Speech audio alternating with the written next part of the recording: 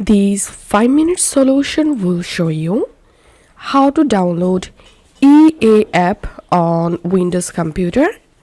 Follow this easy and step-by-step guide to download and install the EA app. Open your browser and type here EA app and search for it.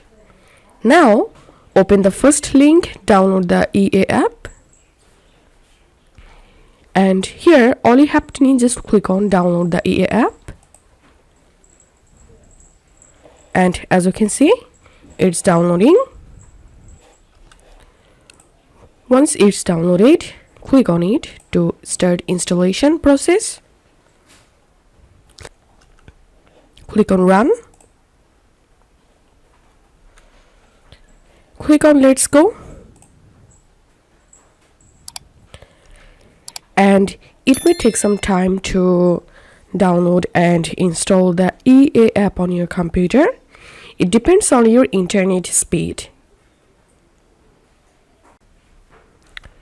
And that's it. As you can see, my EA app has been successfully installed.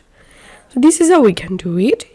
If you find this video helpful, don't forget to subscribe 5-minute solution.